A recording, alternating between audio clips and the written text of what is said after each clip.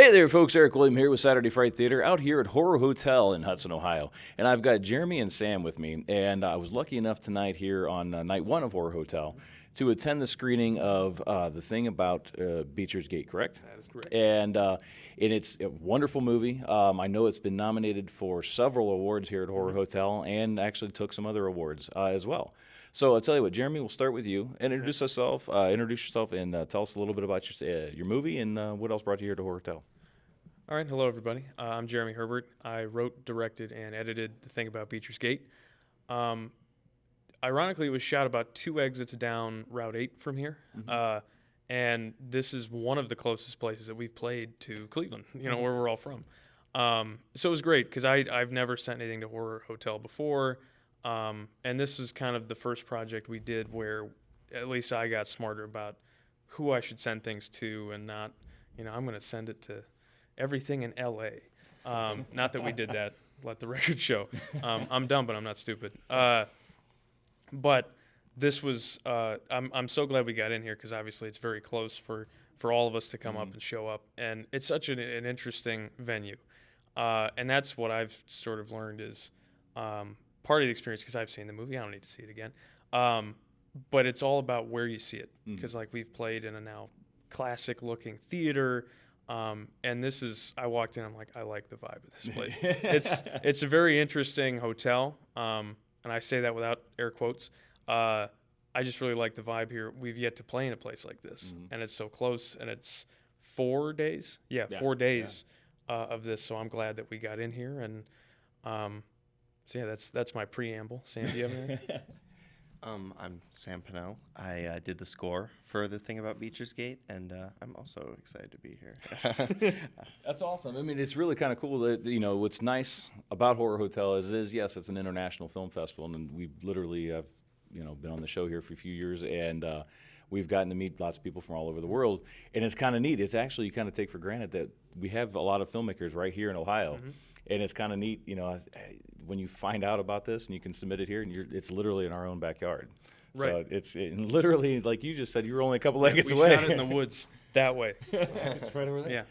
Yeah. Speaking of, all right, without giving too much away about your movie, I really kind of dug the whole, literally everything about it. It was an amazing film. That's not spoiling anything. Everybody listen to that real close. But the scenery, I don't know how much you want to give away of it, but there's the location, let's put it that way. How often or how hard was it to scout that location for the movie? Well, not that hard, because the thing is we make movies for very little money. I like to say for about the price of a used microwave. And in this case, we always, or at least I always try to write at what we have within range, because if you're writing at what you have, that's eventually you're not going to grow. But in this case, I knew a friend of ours who works on all these things with us, and you're talking about sketch comedy. We met on a college sketch comedy show, and he, on his property, he had a shed, and I was like, can we use it? He's like, yeah, I'll talk to my parents. I said, sure. I'm like, cool, all right, now I'm going to write a movie in that shed. And everything came from there. Then you sculpt it around it, because that's indie filmmaking, is making limitation look like restraint and accident look like intention. And that's what we did. Perfect, yeah. That's actually, you can't really sum up indie film better than that. That's awesome. Now, you mentioned a little something in the Q&A that you didn't really scout the shed. You kind of just showed up and then kind of went with it. Yeah. How much was actually in that shed that you used? Or did you bring anything into the shed or take anything out of the shed that you had to use? I mean, we brought Morgan into the shed. We brought the Walmart props that are the villains in the movie that I won't explain any more about. We didn't bring much, if anything, honestly. Because I knew there were things in there. I'm like, this makes sense. This shed's supposed to be essentially the basement of this town, the things they just throw away they don't need all year. Then we got there and we started looking around, like there were paintings in it. And I believe, are those Squam's grandparents? Are they related to him? I'm pretty sure. Yeah, I'm pretty sure. Okay, well, that's pretty wild. Because they were, So that was there. That was there. They were That's and we're like, this adds up to what the movie's about. Yeah, this is interesting. Use that. And again, you never would have known had I not just admitted. That's incredible because I was even watching those paintings. I was like, I wonder where they got those, and then they were there. Yeah, they were there. That's We crazy. found them. That's where we got them. I've heard people like ask me when they've seen it, like, and they were like, okay, so were they like they were asking if the people in the paintings were like related to the film, and I'm like, not entirely, like kind of, but like it's good you're thinking that because then it looks like we dressed the set more than we did. Exactly, it really does. It's pretty awesome. Now Morgan, you spoke a little bit about him. I know he's up for an award also. He is, and amazing actor. Can you tell us a little bit? He wasn't here this evening, but could you tell us a little bit about him? How you found him? Where'd you find somebody like that? same show as literally everyone else. So he came on. He came on kind of later to the show. At least we all kind of knew him from the group. And him and I actually hosted it for a season, and we got along well, and I started putting him in video sketches that I did. And I just know I can give him just about anything. And obviously I'm not going to refuse to answer questions, but he rarely asks them. He's like, okay, and he just does it. Like there's the one line in the movie where he says, watch out for the boys from Beecher's Gate. They're dog shit at pranks. That was one take, and then I was like, all right, and Squam's phrase was Hollywood. So it's like anytime there's a really good take, you just go like, all right, and cut, Hollywood. And you just hear him in the background of takes. And Morgan gets a lot of them because he knows exactly how to play the camera. Right. And he's been in our last 2 movies, and he's going to be in the next one. And, he's well-deserved, especially after what we put him through. Well, that's awesome. And, and a little bit about the scoring then. Yeah, as far as the music, did you kind of have an idea of what you wanted to write, or did you just kind of write something and as you're watching it? How did you tell us a little bit about your process? Well, at first I was watching the rough cut, and like I'd read the script, and I had vague ideas of what I wanted to do, and I wanted to push it a little more experimental than the last one, than Childish Thing. So I was like, just like really trying to get kind of abrasive sounds in there.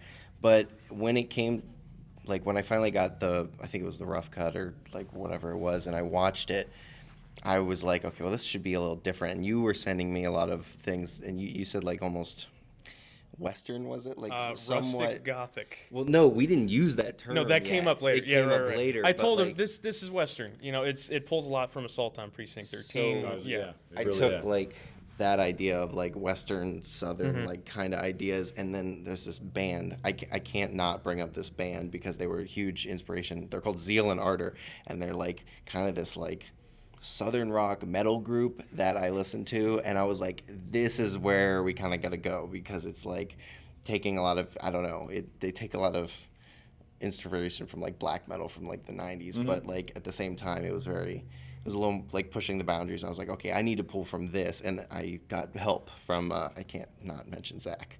He helped me out. He plays guitar and bass, and essentially what he did was he just kind of played around with the bass and guitar and recorded it and added a bunch of effects. Him and his my friend too, Jacob Wilcom, they just kind of sat down, and after I pitched that idea, I was like kind of like this band, but like kind of like a Western type vibe. They just kind of gave me a bunch of sounds, and essentially that entire soundtrack is it's just guitar sounds and bass sounds manipulated. There's no like synthesizers or anything in there. Really? I just chopped up a bunch of that. Yeah, which I think a lot of people would be surprised because like the way everything's manipulated. That's pretty awesome. I mean, that's in a lot of things. You know, we talked again a little bit. I think it was actually the next screening. We talked a little bit about scoring and how it really affects a film. And what was nice about it is everything kind of flowed. You know, it really brings you more into the movie. And I found myself a couple of times, you know, kind of leaning into the movie because you're bringing us in with the music. So it's pretty awesome. Great job. You did. Well done. So like I said, I mean, top to bottom, everything was very well done about the movie. Now, if you could a little bit tell us how long did it take you to film something like that? So we started with a weekend, and that was just all of a Saturday, all of a Sunday. Because that was the Friday night before we got in, and that's when we first saw the shed. And I was inside. I was like, okay, yeah, we can shoot around that. We can use that. And then those first 2 days, we got, I would say, 80, maybe 90% done. And I remember by the end, I was very adamant. I don't know if you were around for this, but I was half deranged. I'm like, we're gonna get it done in this weekend. I swear it. And they're like, we can shoot another day. I'm like, no, we're gonna get it done. I was very confused. Like, Right. We could just do one. Yeah, more day. I'm like, no, we're gonna do it this week. And I think part of it was like, I just wanted to prove like I could shoot it in a weekend and I'll be done. And to a point, you're just gonna hurt yourself and the movie if you push.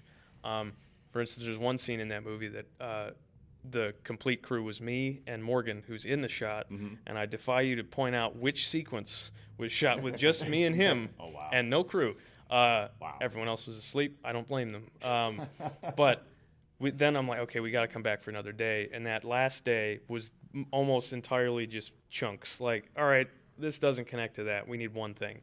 And I had to try to remember, all right, what direction was it? Who was on and it worked. So it was about 3 days, I would say. Wow, that's pretty awesome.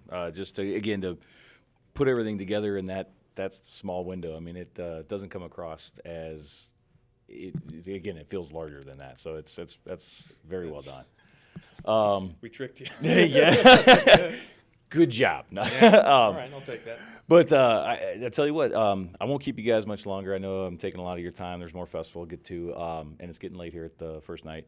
But tell us a little bit about social media. Where can we find you guys? Do you have Twitters, Facebooks, websites? Where can we find you, and more about your movies? So our little gang is called Danger Stage Productions, and you can find us pretty much at D-Day Films, all one word, on just about any social media. Some of it's more me, but Facebook, it's the group. And that's, at the very least, even if you follow me, you'll figure out what's happening next. Nice. Okay. How about yourself? You can find me mainly, my YouTube channel is a good place to find everything I do. Sam Pownell on YouTube. It's like Powell, but there's an N after the W. Yeah. Well, I'll tell you what, any future projects you guys got working on that you want to talk about, maybe give a little hint as to. So, yeah, allegedly we're going to shoot the next one soon. Well, we started. Confusing situation, short of getting into it. And I'll probably burn for this, just saying that there's going to be something more. We're going to keep shooting the next one soon. It's going to be more of a comedic take, because my thing is I don't like, as much as possible, each one's got to be kind of different. I don't want to keep making the same movie. And everyone kind of gets energized around that too, because you don't want to keep doing the same thing. But it'll be a funnier movie, similar in that there might be more to it if you really want to scratch at it. But it may or may not be called The Thing with the Glowing Green Eyes.